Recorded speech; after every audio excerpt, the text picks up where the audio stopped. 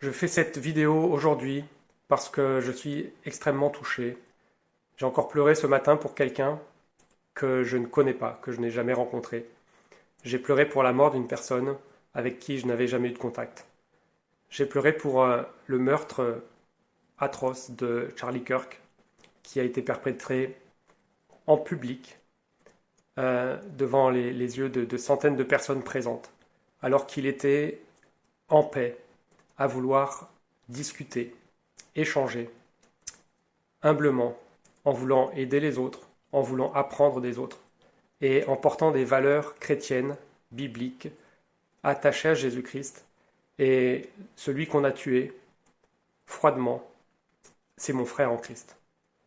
Et j'ai entendu des chrétiens, et j'ai entendu des chrétiens qui se permettent d'être moqueurs, qui se permettent de dire oui, on l'a tué, mais ça n'existe pas, on l'a tué, mais. Parce qu'on est en train de légitimer un acte scandaleux qui est le meurtre d'une personne. Politique, il faut que toute la société se mette d'accord sur le fait que on ne peut pas accepter ça, on ne peut pas justifier ça, on ne peut pas minimiser ça. C'est gravissime. Et de quelque bord politique, de quelque religion que soit un être humain, personne n'a le droit de tuer un autre être humain. Et c'est aussi un signe pour moi prophétique. Et c'est pourquoi je fais cette vidéo. C'est pas seulement pour vous dire mon état d'âme, ça vous intéresse pas, mais c'est parce qu'au final, nous sommes dans une saison de l'histoire humaine où les pays qui se sont construits avec la liberté de penser et la liberté de parler que nous apprécions tellement dans les pays occidentaux, eh bien, ce temps est en train de se clore. La liberté disparaît de plus en plus, et que ce soit sur des sujets politiques ou sur des sujets religieux, il y a de plus en plus d'oppression et une propagande médiatique qui est phénoménale. Si on suit les médias français, les médias mainstream français, tout nous est présenté sous un angle complètement transformé pour que l'on puisse avoir une mauvaise image de ce qui se passe. Et quand moi j'entends dire Charlie Kirk fait partie de l'ultra-droite, ça m'exaspère parce que j'aime au-delà de tout la vérité. Et Jésus-Christ est la vérité. Et c'est pourquoi je m'attache à comprendre, à apprendre et à trouver dans l'Esprit de Dieu le discernement qui permet de savoir qu'est-ce qui est vrai et qu'est-ce qui est faux, qu'est-ce qui est juste et qu'est-ce qui est injuste. Et quand vous écoutez les centaines d'heures de vidéos qui ont été tournées pendant que Charlie Kirk a parlé de partout, pendant des années, nuit et jour, vous ne trouvez pas de racisme, vous ne trouvez pas d'extrême, vous ne trouvez pas d'ultra, vous trouvez quelqu'un qui aime Jésus-Christ plus que tout, qui aime l'Église, qui aime la famille, qui aime les couples, qui aime les enfants, qui aime les blancs, les noirs et n'importe quelle couleur et religion et nation de laquelle vous pouvez venir. Et le présenter comme tel, présenter cet incroyable moment qu'il y a eu, cet hommage qu'il y a eu avec des dizaines de milliers de personnes rassemblées dans ce stade en Arizona où il y a eu 2 heures de louange et d'adoration pour Jésus-Christ, où tous les intervenants ont insisté sur le fait que Jésus-Christ est central, même le président Donald Trump.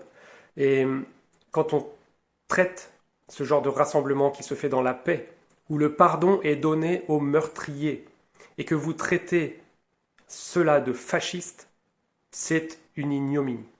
C'est vraiment tomber dans une bassesse intellectuelle qui est insupportable. C'est tomber dans le mensonge et dans la propagation du mensonge qui est diabolique. Et c'est pourquoi j'appelle mes frères et sœurs chrétiens à se rendre compte que Charlie Kirk était le Étienne des temps modernes. Et je vais prendre quelques versets pour vous montrer ça. Dans le livre des Actes, nous voyons les premiers chrétiens, les apôtres, la première église qui se met en place, et nous voyons aussi le premier martyr. Et comment est-ce que Étienne est choisi dans l'église pour servir ?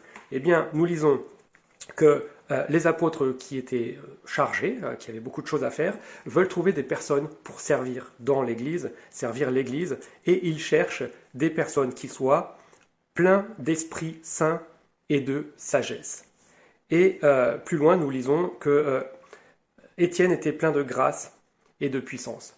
Et quand il se met à parler, à échanger avec les Juifs qui sont autour de lui, et pour leur expliquer que Jésus-Christ est le Messie qui est venu pour les sauver, eh bien, il nous est dit, écoutez bien ces paroles, au verset 10, ces personnes, quelques membres de la synagogue se mirent à discuter avec lui.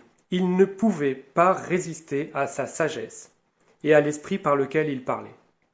Excusez-moi, c'est exactement ce que nous avons vu avec Charlie Kirk, qui amenait toujours à la vérité, humblement, dans la paix, en cherchant le meilleur pour ses interlocuteurs et absolument pas à chercher à détruire et à écraser, mais au contraire à permettre à chacun d'être élevé dans la vie que Dieu a prévue pour lui.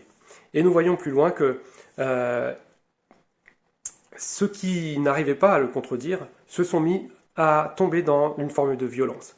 Ils soudoyèrent des hommes qui dirent « Nous l'avons entendu proférer des paroles blasphématoires contre Moïse et contre Dieu. » On lit ça, c'est dans dans le livre des Actes au chapitre 6. Et donc, il y a tout de suite le faux témoignage. Qu'est-ce qu'on a vu? On a vu Charlie Kirk, qui a un cœur pour son pays, qui a un cœur pour Dieu, qui a un cœur pour l'Église, et qui a été piétiné, vraiment roulé dans la boue par une presse qui est juste là pour essayer de détruire les valeurs de Jésus-Christ. Et on a vu la même chose ici chez Étienne et avec Charlie. Ils produisirent de faux témoins qui dirent « Cet homme ne cesse de proférer des paroles contre le lieu saint et contre la loi. » Et nous voyons, excusez-moi de le dire, mais cette gauche bien pensante qui a l'impression d'avoir la vérité et qui est fascisante en voulant absolument faire taire ses opposants, c'est à ça que nous sommes confrontés aujourd'hui en tant que chrétiens, ceux qui ont les valeurs contraires à la Bible et qui veulent faire taire ceux qui portent les valeurs de Jésus-Christ. Alors, qu'est-ce qui se passe? Eh bien, il mène Étienne en jugement et il va commencer à s'expliquer. Et longuement, au chapitre 7, on voit que Étienne prend tout le temps d'expliquer clairement. Il ne juge pas, mais il apporte la vérité. Si bien que, à la fin de ce verset 7, on peut lire, en entendant ces paroles, donc ceux qui voulaient le faire taire, étaient furieux dans leur cœur et ils grinçaient des dents contre lui. Mais Étienne, rempli du Saint-Esprit, en fixant les regards vers le ciel, vit la gloire de Dieu et Jésus debout à la droite de Dieu.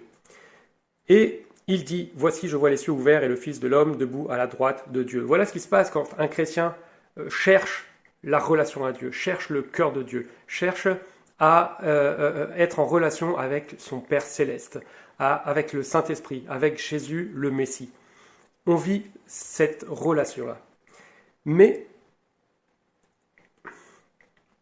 ceux qui étaient contre lui poussèrent de grands cris et se bouchèrent les oreilles, et ils se précipitèrent tous ensemble sur lui, le traînèrent de la ville et le lapidèrent. Voilà ce qui se passe. Voilà le premier martyr de l'Église il y a 2000 ans. Et Charlie Kirk n'était pas seulement un chrétien parmi un milliard d'autres qu'on a tués dans un coin. Il était un Étienne des temps modernes, il est un martyr des temps modernes qui, en plus des millions de chrétiens persécutés, était une voix écoutée, était une voix qui a touché des millions de personnes. Ne serait-ce que l'hommage qui a été rendu hier a été vu par plus de 100 millions de personnes au monde. C'est une voix qui porte. Et c'est une voix qui porte tellement que lorsque Étienne a été tué, la persécution des chrétiens s'est amplifiée. Et ce meurtre de Charlie Kirk est une porte ouverte pour qu'en Occident, dans nos pays où on arrivait encore un peu à débattre, même si beaucoup de choses dérangeaient, eh bien, on va continuer à voir la violence se propager contre les chrétiens. Il y a déjà ces dernières années des centaines d'églises qui sont détruites, qui sont brûlées. Il y a beaucoup de malveillance envers les chrétiens, mais cela va augmenter encore plus en voyant que oui, on peut tuer les chrétiens en Occident. Et bien entendu, la personne a été arrêtée et sera jugée. Mais quel exemple cela donne pour ceux qui sont incapables d'entendre une voix contraire à leur pensée qui est complètement troublée par ce que le diable y a semé. Alors nous voyons rapidement juste ce qui se passe après. Il y eut ce jour-là une grande persécution contre l'église de Jérusalem, et tous, excepté les apôtres, se dispersèrent dans les contrées de la Judée et de la Samarie. Et des hommes pieux ensevelirent Étienne et le pleurèrent à grand bruit. C'est ce qu'on a entendu hier devant des centaines de milliers de personnes. Ceux qui avaient été dispersés allaient de lieu en lieu annonçant la bonne nouvelle de la parole.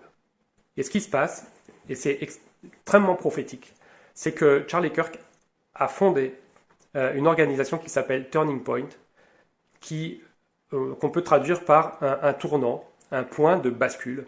Et en fait, prophétiquement, vraiment, son décès marque un tournant, marque un point de bascule dans l'histoire de l'humanité, dans les temps de la fin dans lesquels nous sommes, où nous allons voir en même temps une persécution qui augmente, et on la voit, j'ai déjà donné quelques exemples, mais il y en a encore beaucoup plus, mais aussi la bonne nouvelle de l'Évangile qui se répand encore plus, qui fait encore plus de bruit, et ça m'émeut énormément de voir toutes ces personnes qui disent j'ai été chrétien, mais j'ai arrêté d'aller à l'église, et à cause de ce qui est arrivé à Charlie, j'y retourne.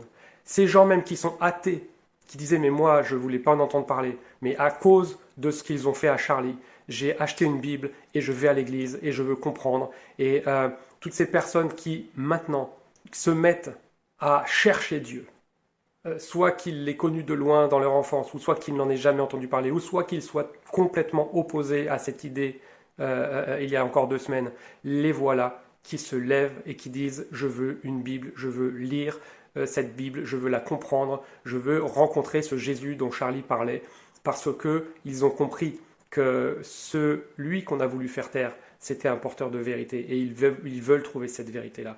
Et je vous annonce que ça va continuer à se propager. Évidemment, je prie pour qu'il y ait pas plus de violence, pas plus de décès, mais nous savons que l'opposition va grandir contre l'Église, car c'est le système de l'Antichrist qui est en train de se mettre en place et qui tient vraiment à anéantir l'Église qui le représente, tout comme le peuple juif qui est la nation qui porte son nom. Donc nous sommes dans cette période-là où les choses sont de plus en plus rapides dans leur transformation, sont de plus en plus excessives, de plus en plus opposées. Avant, on avait la droite, après on a eu l'extrême droite, et maintenant on a l'ultra-droite, et puis on a l'ultra-gauche. Et en fait, tout le monde s'éloigne, et ces divisions politiques qui ont été créées pour diviser les peuples continuent leur chemin et s'écartèlent. Et nous voyons des divisions vraiment énormes dans les nations. Ce qui n'est pas la volonté de Dieu au départ, mais ce qui est le chemin que le diable veut emprunter pour semer le chaos et la division et continuer à faire en sorte que les guerres et que la violence augmentent. Et nous savons que dans les temps qui viennent, l'Antichrist va venir, va imposer son système sur l'humanité et que Jésus-Christ revient bientôt. En attendant, n'acceptons pas le meurtre de quiconque, la violence contre quiconque. Soyons comme Erika Kirk, que j'ai trouvé extrêmement forte, de pardonner après 10 jours au meurtrier, avant même qu'il soit jugé, de pardonner cet acte qui lui a retiré son mari et le père de ses enfants. Cet acte de générosité, d'humilité, suivant l'exemple de Jésus-Christ lui-même, qui a demandé au Père Céleste de pardonner ceux qui étaient en train de le crucifier. Voilà, on traite de nazis ceux qui pardonnent leurs ennemis. C'est vraiment le monde à l'envers. Et je vous incite vraiment à ne pas vous laisser tromper par tous les sons de cloche qui nous sont donnés par des médias qui sont à la solde de l'Antichrist, et plutôt de chercher la vérité, de chercher, c'est un effort.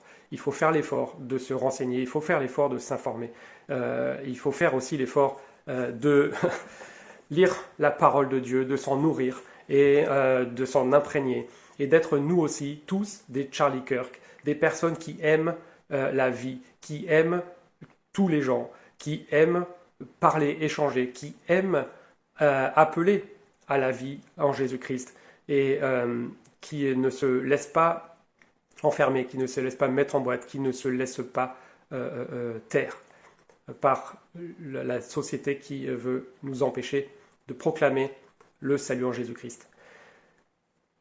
J'ai vu une image quand même assez forte, même si beaucoup de choses sont dites contre le président Donald Trump, mais on voit tellement de tendresse dans ses gestes face à cette veuve et toutes ces personnes qui sont là à se lever. Et ils en ont abattu un, mais nous sommes des millions à nous lever à la suite de Charlie pour proclamer le message de l'Évangile. Et même si vous n'êtes pas d'accord forcément avec quelques-uns de ses choix politiques, je vous invite vraiment à creuser parce que c'était quelqu'un d'équilibré, de pertinent et de juste. Et bien que nous soyons quand même à son image des personnes qui cherchions à parler avec bonté de ce que le Seigneur appelle à une vie de paix et de bonnes relations et une vie renouvelée par Jésus-Christ. Nous entrons dans cette période où les persécutions augmentent contre les chrétiens, mais aussi où nous allons vivre, comme Étienne l'a vécu, dans des choses miraculeuses, dans des prodiges. Il nous est dit, la Bible nous dit qu'il vivait, qu'il effectuait, qu'il, grâce à Dieu, démontrait le message de la bonne nouvelle de l'Évangile par des signes, des miracles et des prodiges. Nous sommes appelés à vivre cette même chose, afin de gagner le maximum d'âmes pour la vie céleste avec notre Père. Soyez tous bénis, soyez tous encouragés, fortifiés, et Christ est toujours le vainqueur, et nous sommes du côté de Jésus-Christ. Que Dieu vous bénisse.